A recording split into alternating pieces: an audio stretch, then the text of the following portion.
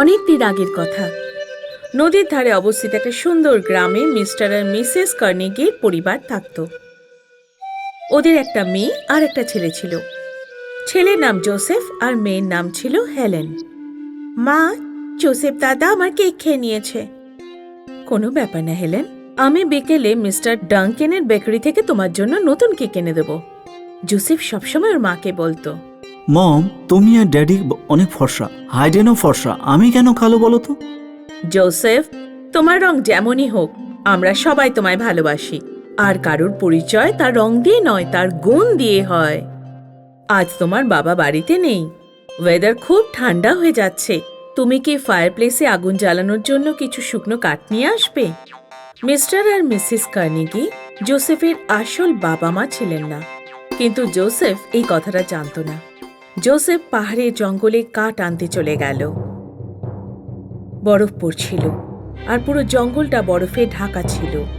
হঠাৎ জোসেফের পা বরফে ঢাকা একটা সুড়ঙ্গের মধ্যে পড়ল। সুড়ঙ্গের ভেতরে গিয়ে গড়িয়ে জোসেফ একটা নতুন জায়গায় পৌঁছে গেল, যেখানে শুকনো গাছ ছিল আর প্রচন্ড রোদ ছিল। এটা কোন জায়গা? এখানে তো খুব গরম। জল, আমার জল চাই। জোসেফ রোদ আর গরমে জলের খোঁজে ঘুরে বেড়ায়, আর ওর মাথা ঘুরে যায় আর অজ্ঞান হয়ে মাটিতে লুটিয়ে পড়ে। যখন জোসেফের জ্ঞান ফিরল, তখন নিজেকে একটি ঝুপড়িতে দেখতে পেল। একটা কালো বয়স্ক মহিলা উনুনে খাবার তৈরি করছিল। আন্টি, কে আপনি? আমার মনে আছে আমি জলের জন্য অজ্ঞান হয়ে পড়ে গিয়েছিলাম। নিশ্চয়ই আপনি আমাকে সাহায্য করেছেন। তোমার জ্ঞান ফিরেছে, এখন তুমি এখান থেকে যেতে পারো। কিছু না হোক, আমাকে ধন্যবাদ জানাবার সময় তো দিন আন্টি। নিজের সময় নষ্ট করো না। এখান থেকে 2 কিলোমিটার দূরে একটা ফাঁপা গাছ আছে, ওই গাছের ওপর উঠে যেও, ও তোমাকে তোমার গ্রামে পৌঁছে দেবে। মহিলাটি জোসেফকে বাইরে বের করে দিয়ে দরজা বন্ধ করে দিল। জোসেফ একটু দূরে যেতেই পেছনে আগুনের শিখা উঠতে দেখল। জোসেফ দেখল যে এই মাত্র ও যে ঘর থেকে বেরিয়ে এলো, সেখানেই আগুন লেগেছে। আরে আগুন, আগুন, শোনো, কেউ কি আছে? জল নিয়ে এসো, আগুন নেভাও, এখানে আগুন লেগেছে। জোসেফ ভেতর থেকে মহিলার চিৎকারের আওয়াজ শুনতে পাচ্ছিল। ওই আগুনের শিখা থেকে এত ভয়ঙ্কর গরম বেরোচ্ছিল যে জোসেফ বাইরে দাঁড়াতেই পারল না, আর ওই সেখান থেকে পালিয়ে যেতে বাধ্য হলো। জোসেফ ওই মহিলার কথা মতো চলতে চলতে ফাঁপা গাছের কাছে পৌঁছে গেল, আর ওর ওপর উঠে নিজের গ্রামে পৌঁছে গেল। জোসেফ দাদা, তুমি কোথায় চলে গেছিলে? কাল সারা রাত মা তোমাকে জঙ্গলে আর পাহাড়ে খুঁজে বেরিয়েছে। উনি এখনো তোমাকে খুঁজতে গেছে। ওই দেখো, মা এসে গেছে।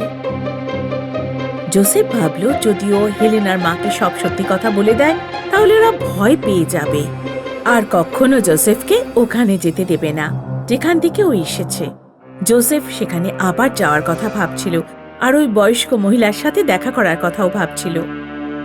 আরে, আমি একটা বন্ধুর বাড়িতে চলে গিয়েছিলাম। জোসেফ, আমাকে না বলে আজকের পর থেকে আর কোথাও যাবে না।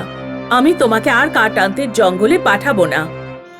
জোসেফের না জানি ওই বয়স্ক মহিলার কথা এত মনে পড়ছিল যে ও নিজেকে এই গরম জায়গায় যাওয়ার থেকে আটকে রাখতে পারল না।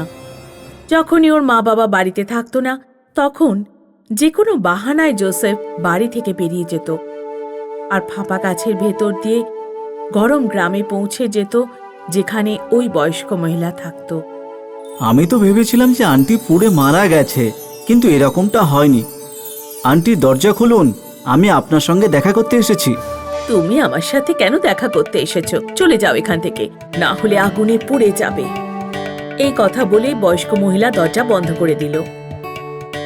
ওই দিন এই গোটা বাড়িতে আগুন লেগে গিয়েছিল, তাও আন্টির শরীর পুড়ে যাবার কোনো দাগই নেই।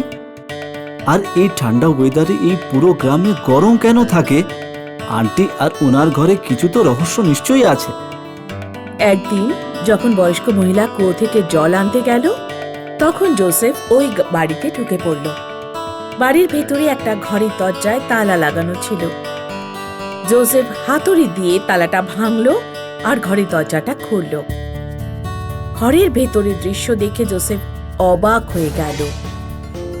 একজন বয়স্ক লোক তার বিছানায় শুয়েছিল, আর তার পাশে সোনার কয়েনে ভরা কয়েক ডজন ব্যাগ রাখা ছিল। জোসেফ ভাবলো আন্টি মনে হয় খুব ধনী। আরে, আমার মানা করা সত্ত্বেও তুমি শুনলে না আর এখানে চলে এলে। চলে যাও এখান থেকে। আরে আপনি কে? আর ওই আঙ্কেল যিনি খাটের ওপর শুয়ে আছেন তিনি কে? তুমি পুড়ে যাবে। প্রতিদিন এই বাড়িতে আগুন লাগে, তোমার এখানে থাকা সুরক্ষিত নয়। যতক্ষণ না আপনি আপনার এই ঘরের সম্বন্ধে না বলবেন ততক্ষণ আমি এখান থেকে যাবই না। তুমি তো খুব জেদি দেখছি, মনে হয় আমায় তোমাকে সব বলতেই হবে। কয়েক বছর আগে আমাদের গ্রামে এত গরম ছিল না, এখানে সব সময় বসন্তের মতো ঋতু থাকতো। আমার স্বামী এই গ্রামের প্রধান আর সব থেকে বড় ব্যবসায়ী ছিল। আমাদের ঘর ধন সম্পত্তিতে ভরা ছিল। আমার স্বামী একজন দয়ালু আর ভালো মানুষ ছিল, কিন্তু আমি একজন অহংকারী আর কৃপণ মহিলা ছিলাম। ছেলে হওয়ার আনন্দে আমাদের বাড়িতে পার্টি চলছিল। একজন ভিখারি দরজার সামনে দাঁড়িয়েছিল, ভিক্ষা চাইছিল।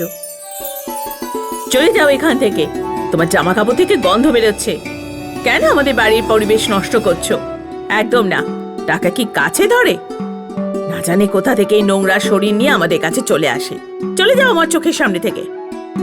যতক্ষণ তোর মন অহংকার থেকে মুক্তি না পাচ্ছে আর তুই গরিবকে দান না করা শিখছিস, ততদিন তোর স্বামী বেহুঁশ হয়ে থাকবে। সেদিনের পর থেকে আমাদের গ্রামের আবহাওয়া পাল্টে গেল। গ্রামে যেন আগুন ঝরছিল। আমরা আমাদের ছোট্ট ছেলেটাকে আমাদের চাকরের হাতে দিয়ে গ্রামের বাইরে পাঠিয়ে দিলাম, না হলে ও এই গরমে বাঁচতে পারতো না। তখন থেকে আমি প্রতিদিন এই গরম আগুনে পুড়ে যাই, কিন্তু মরি না। এখন এখানে কোনো ভিখারি আসে না যাকে আমি সমস্ত সম্পত্তি দান করে নিজের পাপের প্রায়শ্চিত্ত করতে পারি। আপনি চিন্তা করবেন না আন্টি, আমি আপনাকে সাহায্য করব। জোসেফ মহিলার সমস্ত ধন তুলে নিয়ে গেল, আরও সেই ধন নিজের গ্রামের গরিবদের দান করে দিল। আজ আমার মাথা থেকে ধনী হওয়ার বোঝা নামিয়ে আমি খুব স্বস্তি অনুভব করছি। যদি আমি এটা 15 বছর আগে করতাম, তাহলে আমি আমার ছেলে আর স্বামীকে হারাতাম না। অ্যালব্রেটো কাঁদতে লাগলো, ওর চোখে অনুতাপের জল এলো। আর তখনই উজ্জ্বল আলো হয়ে গেল আর সব কিছু বদলে গেল। গরম শেষ হয়ে মিষ্টি হাওয়া দিতে শুরু করলো। অ্যালব্রেডোর স্বামী সুস্থ হয়ে গেল। অ্যালব্রেডো আর ওর স্বামী খুশি হয়ে গলা জড়িয়ে ধরল। মনে হয় ভিখারির অভিশাপ মুক্ত হয়ে গেছি। হ্যাঁ, এই ছেলেটা আবার কে? এর নাক আর চোখ তো আমারই মতন। একবার তোমার ঘাড়টা তো দেখাও। তোমার ঘাড়ে আবার কোনো চাঁদের চিহ্ন তো নেই। জোসেফের ঘাড়ে চন্দ্রমার চিহ্ন ছিল। তখন মিস্টার আর মিসেস কার্নেগিও সেখানে পৌঁছে গেল। জোসেফ এখন আর লুকিয়ে রাখার মতো কিচ্ছু নেই। মিসেস অ্যালব্রেডো ওর স্বামী রবার্টের তুমি একমাত্র সন্তান। আমরা শুধু তোমায় মানুষ করেছি, আমরা তোমাকে ভালোবাসি, তাই আজ পর্যন্ত এই সত্যটা তোমার কাছ থেকে লুকিয়ে রেখেছিলাম। এই জন্য আমি ক্ষমা চাইছি। না মা, সত্যি আমার আসল মা বাবার কথা জেনে গেছি, কিন্তু তুমি সব সময় আমার মাই থাকবে। আমি ভাগ্যবান যে আমার কাছে দুটো মা আর দুটো বাবা আছে। সেদিনের পর থেকে জোসেফ 1 মাস নিজের মা বাবার কাছে আর 1 মাস মিস্টার আর মিসেস কার্নেগির কাছে থাকতে লাগলো। মহারাষ্ট্রের এক গ্রামে চেতন আর রাহুল নামের 2 ভাই ছিল। ওদের মা ছিল না। চেতন আর রাহুলের বাবা ভোলারাম ওদের সারা দিনের খাবার বানিয়ে রেখে কাজে চলে যেত। চেতনের স্বভাব ছিল ধীর স্থির আর শান্ত, আর পড়াশোনাতেও ছিল খুব ভালো।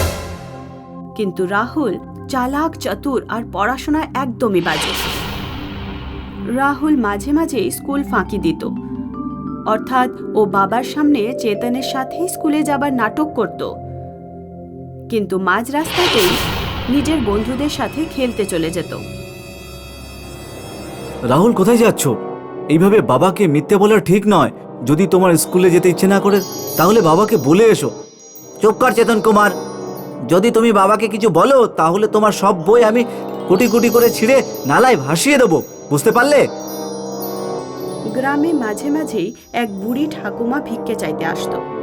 চেতন আর রাহুলের বাবা ওই বুড়িকে কিছু না কিছু সবসময় দান করত। বুড়িমা, আজ এখনো খাবার বানায়নি? আজ তুমি 10 টাকা নিয়ে যাও। কোনো সমস্যা নেই ভোলারাম। তোমার বউ যখন বেঁচে ছিল তখন রোজ সকাল সকাল খাবার খাইয়ে দিত। ওর মতো দয়ালু মহিলা আজ পর্যন্ত আর কোথাও পেলাম না। একদিন যখন চেতন আর রাহুলের বাবা স্কুলে গেল তো সেখানে জানতে পারলো যে রাহুল বছরে মাত্র কয়েকদিনই স্কুলে গেছে। ভোলেরাম যখন বুঝলেন যে রাহুল পড়াশোনায় একদম মন দিচ্ছে না, তখন পড়াশোনা শেষে ওকে গ্রামেই কাজে লাগিয়ে দিলেন আর চেতনকে পড়াশোনা করতে মুম্বাই পাঠিয়ে দিলেন। চেতন যখনই মুম্বাই থেকে বাড়ি ফিরত তখনই ভোলারাম ওকে ভালো ভালো জিনিস এনে খাওয়াতো আর চেতনকে খুব ভালোবাসতো। গ্রামের লোকেরাও চেতনকে সম্মান করত। রাহুল এসব দেখে খুব হিংসে করত। কিছু বছর পরে রাহুল আর চেতনের বিয়ে হয়ে গেল। চেতন মুম্বাইতে থেকেই একটা কোম্পানিতে চাকরি করত, কিন্তু একদিন চেতনের ওপর সমস্যার পাহাড় ভেঙে পড়ল। চেতন একটা খাবার তৈরির কারখানায় কাজ করত। কোভিড মহামারী ছড়িয়ে পড়ার জন্য কোম্পানির বিক্রি বাট্টা বন্ধ হয়ে গেল আর চেতন সহ বহু কর্মচারীর কাজ চলে গেল। মহামারীর সময় কোনো অন্য কারখানাতেও কাজ পাওয়া যাবে না। চেতন, এবার আমরা কি করব? আমরা ফ্ল্যাটের ভাড়া কিভাবে দেব? চিন্তা করো না, আমরা কিছুদিনের জন্য গ্রামে ফিরে যাব। আমাদের জমি আছে ওখানে, কিছুদিন চাষবাস করব আর ওখানেই থাকবো।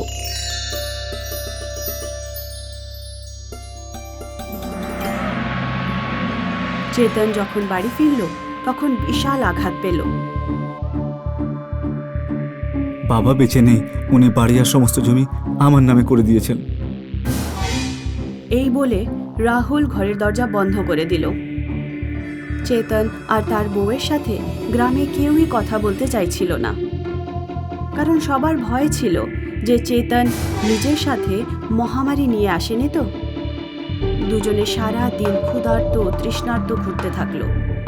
যখন ওরা গ্রামের বাইরে দাঁড়িয়ে কাঁদছিল তখন ওই বুড়িমাকে দেখতে পেল, যাকে চেতনের বাবা সব সময় কিছু না কিছু দিত। কি হলো বাবা চেতন, তুমি কাঁদছো কেন? অনেক দিন পরে গ্রামে দেখতে পেলাম।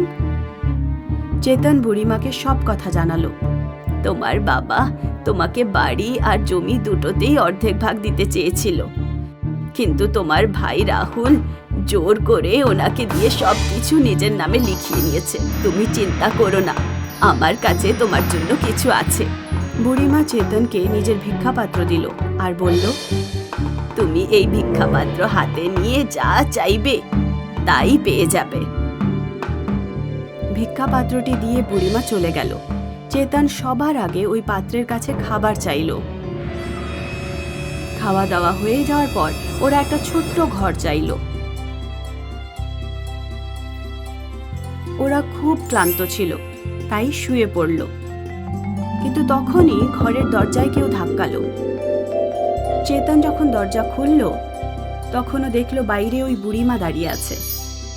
বাছা, এই গরিবকে কিছু খেতে দাও, খুব খিদে পেয়েছে। আম্মা, কিছুক্ষণ আগেই তো তুমি একটা জাদুর কটুরি দিয়ে গেছিলে, মনে নেই? যেটা থেকে যা খুশি পাওয়া যায়। তোমার অন্যের কাছ থেকে চাওয়ারও কি দরকার বলো তো? যে তোমাকে এই ভিক্ষাপাত্র দিয়েছে সে আমার যমজ বোন। ওর কাছে এমন ভিক্ষাপাত্র ছিল যার কাছে তুমি যা চাইবে তাই পাবে, আর আমার কাছে এমন পাত্র আছে যে যেটা যার কাছে থাকবে তার কাছে 24 ঘন্টা টানা জিনিস থাকলে তা ভিক্ষা পাত্রে ঢুকে অদৃশ্য হয়ে যাবে। আমরা দুজনই ভিক্ষা করে খাই, কিন্তু আমরা দুজনই সিদ্ধিপ্রাপ্ত ফকির। চেতন বুড়িমাকে খাবার দিল আর সে খাবার নিয়ে চলে গেল। কিছুদিন পরে যখন রাহুল চেতনের কাছে ঘর আর সমস্ত জরুরি জিনিস দেখল তখনও গ্রামবাসীদের জিজ্ঞাসাবাদ করল। গ্রামের একটা লোক যে রাহুলের বন্ধু ছিল চেতনকে বুড়িমার সাথে কথা বলতে দেখেছিল।